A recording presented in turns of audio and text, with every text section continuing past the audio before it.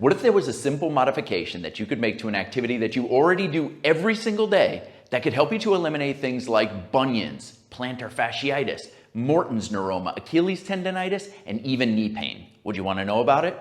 Well, that's exactly what I'm sharing with you in this video. Let's get into this. The tiny little intrinsic muscles inside of your foot, along with your plantar fascia, can be thought of as your first line of defense against ground impact forces.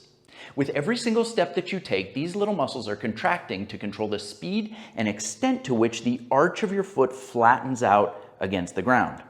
Now, this helps to dramatically reduce the amount of impact that your body is exposed to, and it also helps to propel you into the next step that you're taking.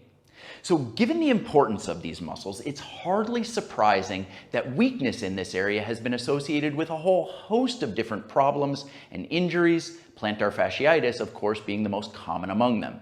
And so in 2019, a group of researchers created a novel experiment to determine the most effective and efficient way to strengthen those intrinsic muscles.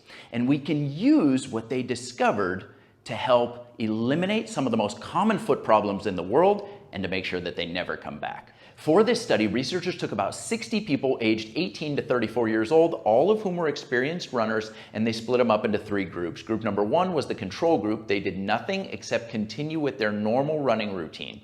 Group number 2 did a targeted strength training routine to build up the muscles of the lower leg and the intrinsic muscles of the foot.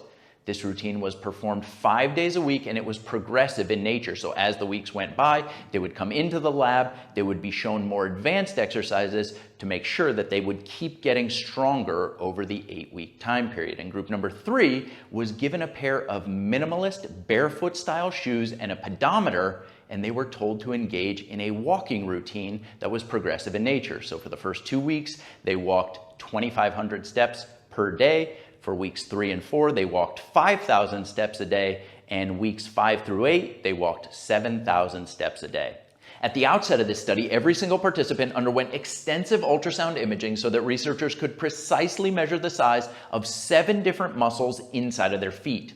They also had a battery of tests to objectively measure intrinsic muscle strength. At the end of 8 weeks, researchers repeated the ultrasound imaging and the strength tests, and here's what they found. When looking at the 7 different muscles that were assessed using ultrasound imaging, you can see that in the control group, which is indicated here with the solid black line, there was almost no change in size in any of the 7 muscles across the 8 weeks, which we would expect, right? Because there was no intervention in that group.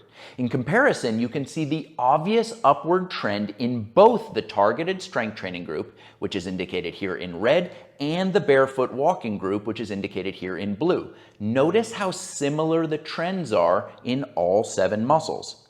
In fact, these researchers note that with the exception of 3 muscles that are involved primarily in flexion, there was no significant difference between those 2 groups. And again, when we look at the strength tests, you can see that the trends between the targeted strength training group and the barefoot walking group in red and blue track almost identically to one another.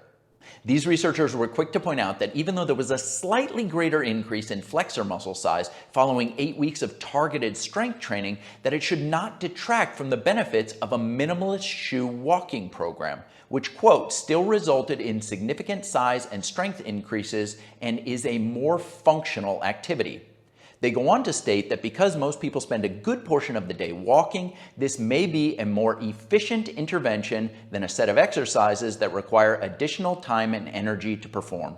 The bottom line here is that maintaining a base level of strength in those intrinsic muscles in your feet is absolutely crucial for overcoming old injuries, preventing new ones, and for ensuring the long-term health and functionality of your feet. And a great way to accomplish that is to spend some time walking every single day in minimalist barefoot style shoes like this. Now, a few things that you should be looking for in a barefoot shoe are the ultra wide toe box that allows your foot to maintain its normal shape and your toes to spread out like they're supposed to. You also want to have a 0 drop so that the shoe is the same height at the heel and the forefoot. And finally, you want a high degree of flexibility so that your foot can sense and react to the ground underneath it. Now, if you want to find out more about the features of barefoot shoes, I've got a video that talks all about that, and you can see that by clicking the link in the upper right-hand corner of your screen. I'm going to put links to some of my favorite barefoot shoe companies in the description down below this video. Make sure to hit that thumbs up button before you head out of here, and I'll see you next time.